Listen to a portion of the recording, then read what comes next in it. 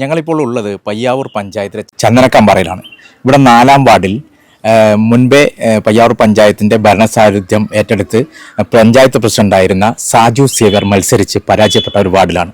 ഇവിടെ വിജയിച്ചിരിക്കുന്നത് ബാലകൃഷ്ണൻ, PK ബാലകൃഷ്ണൻ എന്ന് പറയുന്ന UDFിൻ്റെ സ്ഥാനാർത്ഥിയാണ്. സ്ഥാനാർത്ഥി നമ്മോടൊപ്പം ഇപ്പോൾ ചേരുകയാണ്. ഈ വാർഡിൽ നേരത്തെ പയ്യാവൂർ പഞ്ചായത്തിൽ പയ്യാവൂർ മാംഗല്യം ഉൾപ്പെടെ അതുപോലെ തന്നെ എല്ലാ വീടുകളിലേക്കും ഓട്ടോറിക്ഷ കടന്നു ചെല്ലുന്ന റോഡ്, അങ്ങനെയുള്ള സമഗ്രമായ പദ്ധതികൾ ആസൂത്രണം ചെയ്ത ഒരു പഞ്ചായത്ത് കൂടിയാണ് പയ്യാവൂർ.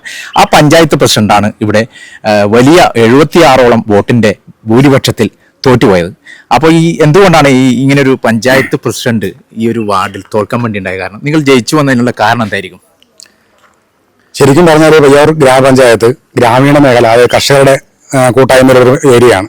അവിടെ കഴിഞ്ഞ 5 വർഷമായി വികസനത്തിന്റെ ഒരു രംഗത്തും അവർക്ക് എത്തിനോക്കാൻ പറ്റാതെ ജനങ്ങളുടെ കണ്ണിൽ പൊടിയാൻ വേണ്ടി മാത്രം ചില പദ്ധതികൾ കൊണ്ടുവന്ന് നടപ്പാക്കിയെന്നുള്ളതാണ് പഞ്ചായത്തിന്റെ ഏറ്റവും വലിയ അപര്യാപ്തമായിട്ട് വന്നത്. കാർഷിക മേഖലയെ ബന്ധപ്പെട്ടോ അല്ല ഗ്രാമീണ മേഖലയെ ബന്ധപ്പെട്ടോ അല്ല ജനങ്ങൾക്ക് ഉപകാരപ്രദമാകുന്ന രീതിയിലുള്ള ഒരു വികസന പദ്ധതിയും ഇവിടെ ചൂണ്ടിക്കാണിക്കാനില്ല. അതുകൊണ്ട് തന്നെ അങ്ങനെ പല പദ്ധതികൾ അതിന് തൊട്ടു മുമ്പുള്ള ഭരണകാലഘട്ടങ്ങളിൽ നിന്ന് വിഭിന്നമായി, അതിന് തൊട്ടു മുമ്പുള്ള ഭരണകാലങ്ങളിലൊക്കെ പരമാവധി വികസനം, അതായത് അവിടെ രാഷ്ട്രീയമോ മതമോ അല്ലെങ്കിൽ മറ്റ് ഒരു വ്യത്യാസങ്ങളില്ലാതെ എല്ലാ വാർഡുകളെയും, അന്ന് 16 വാർഡാണ് ഉണ്ടായിരുന്നത്, ആ 16 വാർഡുകളിലും സമഗ്രമായ വികസനം, അവരുടെ LDFിന്റെ വാർഡെന്നോ UDFിന്റെ വാർഡെന്നോ ഒരു വ്യത്യാസമില്ലായിരുന്നു. അങ്ങനെ നടക്കാൻ സാധിച്ചിട്ടുണ്ട്. എന്നാൽ അതിനുശേഷമുള്ള വാർഡുകളിൽ ഇപ്പം നമ്മുടെ തൊട്ടടുത്ത് എൻ്റെ 4-ാം വാർഡിൻ്റെ തൊട്ടതിലൊക്കെ തന്നെ ഒരു സംഭവം ഉണ്ടായി. അത് നമ്മൾ UDFിന്റെ ഭരണകാലത്ത് കൊണ്ടുവന്ന 40 ലക്ഷം രൂപ നമ്മുടെ അവിടെ ഈ ചൈനക്കാമ്പാറ ഒരു പണ്ട് പ്രളയവുമായി ബന്ധപ്പെട്ട് ഒരു തോട് നേർന്നു പോയി.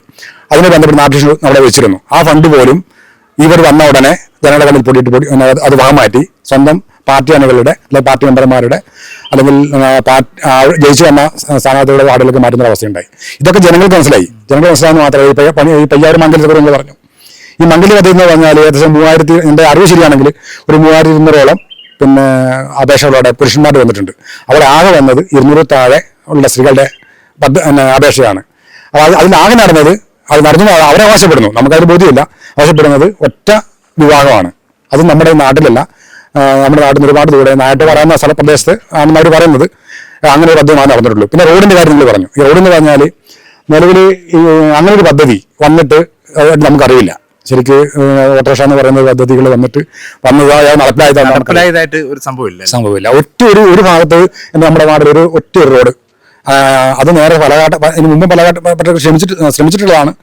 പക്ഷെ അത് ഇപ്പോൾ അവർ വന്നപ്പോൾ അവിടെ ഒരു ചെറിയ ഒരു 10-200 മീറ്റർ നീളത്തിൽ റോഡ് പണിതിട്ടുണ്ടെന്നല്ലാതെ മറ്റെവിടെയും ഒരു അങ്ങനെ പദ്ധതി ശക്തമായ മത്സരം നടന്നിരുന്നു. തീർച്ചയായിട്ടും നല്ല മത്സരമായിരുന്നു. കാരണം ജനങ്ങളിൽ ഒരു വികാരമുണ്ട്. അതായത് കഴിഞ്ഞ 5 വർഷം എന്ത് ചെയ്തു. ഇപ്പൊ നിങ്ങൾ തന്നെ കാണുന്നില്ല, ഈ റോഡെല്ലാം കണ്ടോ കംപ്ലീറ്റ് പൊട്ടിപ്പൊളിഞ്ഞ് കിടക്കുക. ഈ റോഡെല്ലാം പൊട്ടി, അതുപോലെ തന്നെ ഒരു റോഡും കഴിഞ്ഞ എല്ലാ റോഡുകളും കഴിഞ്ഞ ഭരണകാലഘട്ടത്തിൽ ഒരു റോഡിലും ഇല്ലായിരുന്നു. പിന്നെ കുണ്ടുള്ള കുഴികളൊന്നും ഇല്ലായിരുന്നു. ഈ വാർഡ് മുൻപും UDF ഭരിച്ചിരുന്ന ഒരു വാർഡ് കൂടിയാണല്ലോ. അതെ. അപ്പൊ ഇവിടെ സായിസേവർ ഇങ്ങനെ പ്രചരണമായിട്ടും മത്സരത്തിനും വന്നപ്പോൾ പിന്നെ വിജയിക്കുമെന്നുള്ള പ്രതീക്ഷ തന്നെ ആയിരിക്കുമല്ലോ മത്സരരംഗത്തുണ്ടായിരുന്നു അല്ലേ എന്ന് വേണം കരുതാൻ. അല്ല വരില്ലല്ലോ. തീർച്ചയായിട്ടും ഒരു വാർഡിലെ ഒരു പഞ്ചായത്ത് അവരുടെ വാർഡല്ലെന്ന് മനസ്സിലാക്കണം ആദ്യം. അവരുടെ വാർഡല്ലായിട്ട് കൂടി ഇവിടെ വന്ന മത്സരം തീർച്ചയായിട്ടും ജയിക്കണമെന്ന് താല്പര്യം ഉണ്ടാവില്ല അവർക്ക്.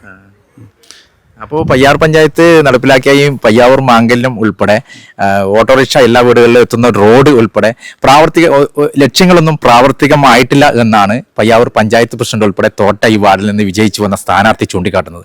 അപ്പോൾ തികഞ്ഞ പരാജയമായിരുന്നു കഴിഞ്ഞ വർഷത്തെ ഭരണം എന്നുകൂടി ഈ സ്ഥാനാർത്ഥി ചൂണ്ടിക്കാട്ടുകയാണ്. പയ്യാവൂർ ചന്ദനക്കമ്പാറയിൽ നിന്നും ഹരിയോടൊപ്പം വിനോദ് ജനാർദ്ദനൻ, നെയ്താര വിഷൻ.